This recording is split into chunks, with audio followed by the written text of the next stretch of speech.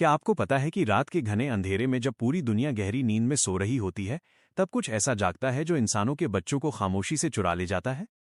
किसी इंसान को इस खौफनाक सच की भनक तक नहीं है, लेकिन यह कहानी तब पूरी तरह बदल जाती है जब सोफी नाम की एक छोटी अनाथ बच्ची की नज़र गलती से एक ऐसे ही भीमकाय दानव पर पड़ जाती है।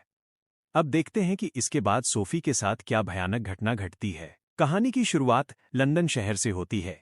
आधी रात का समय हो चुका है। सोफी अनाथालय में रहती है। यह रात का वो पहर है जिसे लोग विचिंग ऑवर यानी चुड़ैलों का समय कहते हैं। इसी रहस्यमयी समय में अक्सर लोग अचानक गायब हो जाते हैं। इसलिए सोफी बहुत डरी हुई है और अनाथालय की सारी खिड़कियां और दरवाजे चेक कर रही है। तभी उसे बाहर सड़क पर एक बेहद विशाल परछाई दिखाई देती है। बाकी सारे बच्चे गहरी नींद में हैं, लेकिन सोफी की नींद उड़ी हुई है।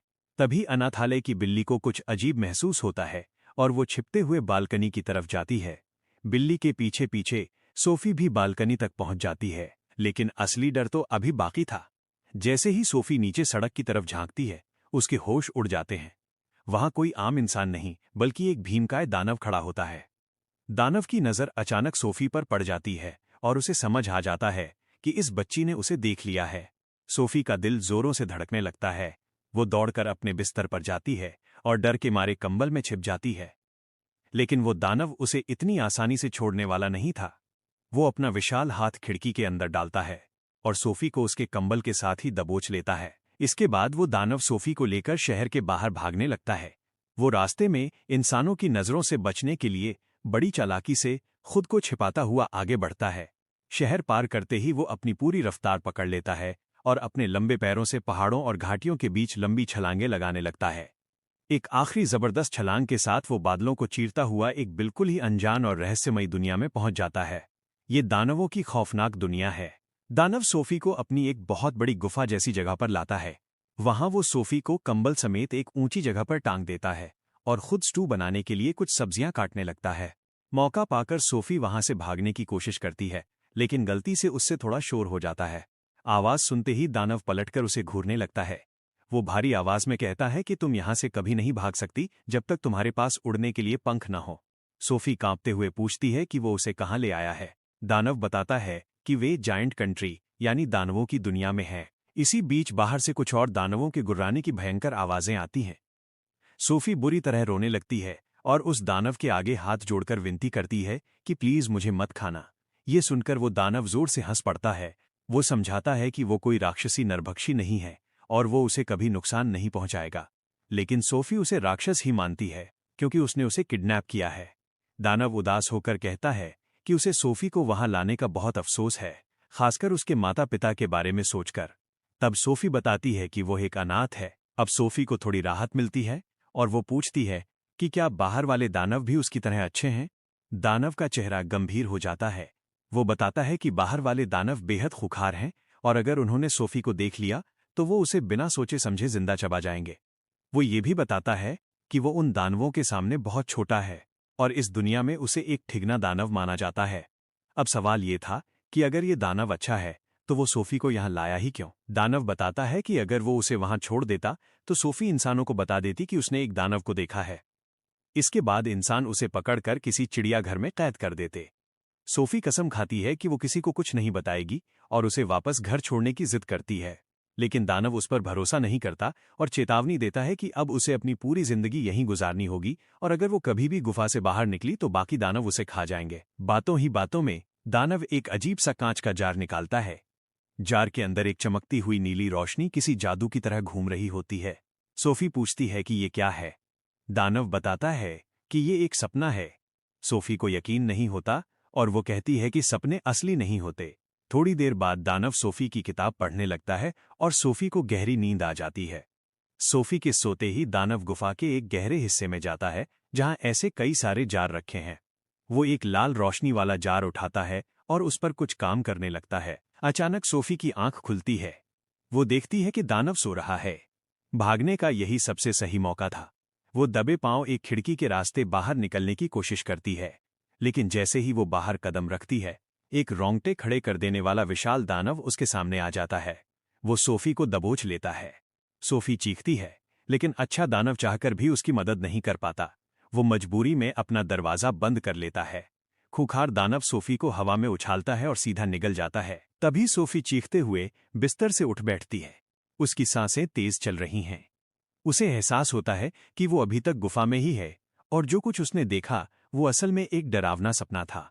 अच्छे दानव ने जानबूझकर उसे ये बुरा सपना दिखाया था ताकि वो साबित कर सके कि सपने भी सच की तरह महसूस हो सकते हैं। अगली सुबह का नज़ारा थोड़ा अजीब होता है। अच्छा दानव फ्रॉप्स्कॉटल नाम की एक अजीब फिजी ड्रिंक पी रहा होता है। सोफी नोटिस करती है कि इस ड्रिंक के बुलबुले ऊपर जाने के बजाय नीचे की तरफ जा रहे हैं। दानव हंसते हुए बताता है कि ऊपर जाने वाले बुलबुले से डकार आती है। सोफी कहती है कि अगर बुलबुले नीचे जा रहे हैं तो इसका असर और भी खतरनाक होगा।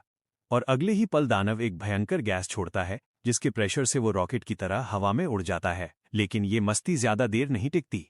तभी वहां एक बहुत ही खूंखार इंसान खाने वाला दानव आ धमकता है। अच्छा दानव फौरन सोफी को एक अजीब सी दिखने वाली बड़ी सब्जी के अंदर छिपा देता है। खूंखार दानव पूरे घर में सोफी को ढूंढने लगता है। लेकिन अच्छा दानव बड़ी चालाकी से उसे बातों में उलझाता है और बताता है कि यहाँ सिर्फ ये सब्जी है। खूंखार दानव को सब्जियों से नफरत होती है, इसलिए वो वहां से चला जाता है। सोफी बाल बाल बच जाती है। इस घटना के बाद अच्छा दानव सोफी को गुफा की गहराइयों में ले जाकर साफ कपड़े देता है। सोफी एक लाल रंग की जैकेट चुनकर पहनती है, लेकिन उसे देखते ही दानव बहुत उदास हो जाता है। सोफी कारण पूछती है, पर वो कोई जवाब नहीं देता। इसके बाद वह सोफी को एक आरामदायक कमरे में रखकर अपने काम पर जाने लगता है। उसका काम सपनों को पकड़ना है। सोफी भी साथ जाने की जिद करती है। बहुत मना करने के बाद आखिरकार दानव को उसकी बात माननी पड़ती है। दोनों गुफा से बाहर निकलते हैं। बाहर सारे खूंखार दानव गहरी नींद में सो रहे हैं। वे दबे पांव वहां से निकलने की कोशिश करते हैं, लेकिन तभी कुछ दानव जाग जाते हैं। वे अच्छे दानव का पैर पकड़कर उसे गिरा देते हैं और एक फुटबॉल की तरह हवा में उछालकर उसके साथ बुरी तरह मारपीट करने लगते हैं।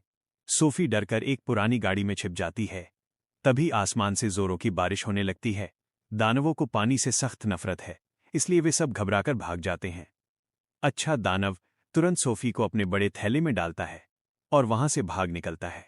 लेकिन जल्दबाजी में सोफी का कंबल वहीं जमीन पर छूट जाता है और दूसरे दानव उसे सूंघकर समझ जाते हैं कि अच्छे दानव के पास कोई इंसान है। सफर करते हुए दोनों एक बेहद खूबसूरत और रहस्यमयी जगह पहुंचते हैं जिसे बीएफजी सपनों का देश कहता है। यहाँ का आसमान अनगिनत तारों से भरा है। दानव बताता है कि उसके कान इतने बड़े हैं कि वो तारों के संगीत और कीड़े मकोड़ों की फुसफुसाहट भी सुन सकता है। तभी सोफी की नज़र पानी में बने एक विशाल पेड़ की परछाई पर पड़ती है। यह कोई आम पेड़ नहीं है, यह अनगिनत सपनों से भरा है। दानव बताता है कि बहुत पहले किसी ने उसे द बिग फ्रेंडली जायंट यानी बीएफजी नाम दिया था। इसके बाद वह पानी में छलांग लगा देता है। सोफी भी उसके पीछे कूद जाती है और दोनों सपनों की असली दुनिया में पहुंच जाते हैं। वहां बीएफजी एक दुर्लभ सुनहरे सपने को पकड़ने की कोशिश करता है, लेकिन सोफी के पास आते ही उस सपने की रफ्तार धीमी हो जाती है। बीएफजी हैरानी से बताता है कि ये सपना सोफी को पहचानता है। वो उसे एक जार में कैद कर लेता है और उस पर सोफी का सपना लिख देता है। इसके बाद दोनों मिलकर कई सपने पकड़ते हैं। तभी एक लाल रंग का सपना उनके सामने आ जाता है। बीएफजी उसे पकड़कर बताता है कि ये कोई अच्छा सपना नहीं, बल्कि पछतावे का सपना है जो इंसानों को उनके बुरे कर्मों की याद दिलाता है। अब सोफी फैसला करती है कि वो दानव को सिर्फ बीएफजी कहकर बुलाएगी। दोनों वापस लंदन लौट आते हैं। बीएफजी अपनी विशाल तुरही से सोते हुए लोगों के कमरों में खुशी वाले सपने फूंकता है। लेकिन तभी उन्हें एहसास होता है कि बाकी के खूंखार दानव अब शिकार के लिए निकल रहे हैं। और सबसे डरावनी बात तो ये थी कि सोफी का कंबल वहीं दानवों की दुनिया में छूट गया था। इसका मतलब था कि खूंखार दानवों को सोफी के बारे में सब कुछ पता चल चुका है। खतरे को देखते हुए बीएफजी सोफी को वापस अनाथालय छोड़ देता है।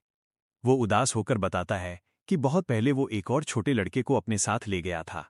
उस लड़के की भी लाल जैकेट थी, लेकिन खूंखार दानवों ने उस लड़के को ढूंढ लिया और बीएफजी उसे बचा नहीं पाया। वो सोफी के साथ वही गलती नहीं दोहराना चाहता, इसलिए वो उसे छोड़कर जाने लगता है। लेकिन सोफी हार नहीं मानती। वो बीएफजी को रोकने के लिए बालकनी से नीचे छलांग लगा देती है। बीएफजी तुरंत वापस आता है और उसे हवा में कैच कर लेता है। अब दोनों मिलकर उन दानवों का खात्मा करने का फैसला करते हैं। जब वे बीएफजी की गुफा में लौटते हैं तो देखते हैं कि खूंखार दानव सोफी की तलाश में उसकी सारी चीजें बर्बाद कर रहे हैं। बीएफजी का सब्र टूट जाता है। वो एक जलती हुई छड़ उठाता है और उन सभी को अपनी गुफा से बाहर खदेड़ देता है। इसी बीच सोफी उस कमरे में छिपी होती है जो बीएफजी ने उस पिछले लड़के के लिए बनाया था। वहां सोफी की नजर रानी की एक तस्वीर पर पड़ती है और उसके दिमाग में एक मास्टर प्लान आता है। सोफी और बीएफजी मिलकर रानी के लिए एक खास सपना तैयार करते हैं। इस सपने में दिखाया जाता है कि भयानक दानव बच्चों का शिकार कर रहे हैं और सेना उनसे लड़ रही है। इस सपने में सोफी और बीएफजी भी मौजूद होते हैं। रात के अंधेरे में वे दोनों सीधे महल पहुंचते हैं और बीएफजी चुपके से वो सपना रानी के कमरे में फूंक देता है। कुछ ही देर बाद रानी की आंख खुल जाती है। वो अपने सहायक को ये खौफनाक सपना सुनाती है। सहायक बताता है कि सच में पूरे देश से बच्चे रहस्यमयी तरीके से गायब हो रहे हैं। इसी बीच पर्दे के पीछे से सोफी बाहर आती है। रानी उसे तुरंत पहचान लेती है क्योंकि उसने उसे अभी अभी अपने सपने में देखा था। सोफी रानी को दानवों की पूरी सच्चाई बताती है और फिर बीएफजी का परिचय करवाती है। बीएफजी का रानी से मिलने का तरीका इतना अजीब होता है कि वहां का माहौल काफी मजेदार हो जाता है। रानी अपने जनरलों को दानवों के खतरे के बारे में बताती है और बीएफजी के लिए एक शाही लंच का इंतजाम करवाती है। बीएफजी के विशाल शरीर की वजह से ये लंच बहुत ही अजीब बन जाता है। बीएफजी रानी और सभी जनरलों को अपनी अजीब ड्रिंक फ्रॉप्सकॉटल भी पिलाता है, जिसके बाद सबके साथ भयंकर गैस छूटने की स्थिति पैदा हो जाती है। इसके बाद रानी अपनी शाही सेना को बीएफजी के नेतृत्व में दानवों की दुनिया में भेज देती है। बीएफजी बाकी दानवों के लिए पछतावे वाला सपना तैयार करता है ताकि वे उसे देखकर कमजोर पड़ जाएं और सेना उन्हें आसानी से पकड़ सके। इसी दौरान बीएफजी सोफी को बताता है कि उसका सुनहरा सपना उसके एक सामान्य जीवन का है और उसे वो जिंदगी जरूर मिलेगी, लेकिन अपनी दुनिया में वापस जाकर। सोफी पूछती है कि क्या वापस जाने के बाद भी बीएफजी उसकी आवाज सुन पाएगा। बीएफजी बस अपने विशाल कानों की तरफ इशारा कर देता है। दानवों की तरफ पछतावे वाला सपना फूंकने का समय आ जाता है, लेकिन बीएफजी को याद आता है कि वो अपनी तुरही लंदन में ही भूल आया है। ऐसे में सोफी खुद सपनों से भरा जार उठाती है और सोते हुए दानवों के बिल्कुल बीच में जाकर जार को तोड़ देती है। लाल रंग का भयानक सपना चारों तरफ फैल जाता है और लगभग सारे दानव उसके असर में आ जाते हैं। लेकिन जिस दानव ने सोफी को देख लिया था वो पूरी तरह होश में रहता है। वो सोफी पर हमला करता है, लेकिन बीएफजी बीच में आकर उसे रोक लेता है और शाही सेना उस दानव को जंजीरों में जकड़ लेती है। सैनिक सभी खूंखार दानवों को बांधकर एक बहुत दूर सुनसान द्वीप पर ले जाते हैं जहां से भागना नामुमकिन होता है। वहां उनके पूरे जीवन के लिए सिर्फ सब्जियां खाने की व्यवस्था की जाती है। इंसानों का शिकार करने वाले उन दानवों को ये बिल्कुल पसंद नहीं आता, लेकिन अब उनके पास कोई रास्ता नहीं था। इस तरह दानवों के देश को हमेशा के लिए आज़ादी मिल जाती है। इसके बाद सोफी की आंखें रानी के महल में खुलती हैं, जहां उसे एक नई जिंदगी मिलती है। वहीं दूसरी तरफ बीएफजी के पास अब पूरा दानवों का देश सिर्फ उसके लिए रह जाता है। वो वहां स्वादिष्ट सब्जियों का बगीचा उगाता है और अपने रोमांचक सफर की एक किताब लिखने में लग जाता है। महल में रहते हुए सोफी हवा की तरफ देखकर कहती है, गुड मॉर्निंग बीएफजी। उसे पूरा विश्वास है कि बीएफजी दुनिया के किसी भी कोने में हो, उसके विशाल कान ये आवाज जरूर सुन लेंगे। और सच में मीलों दूर बैठे बीएफजी को सोफी की आवाज सुनाई दे जाती है।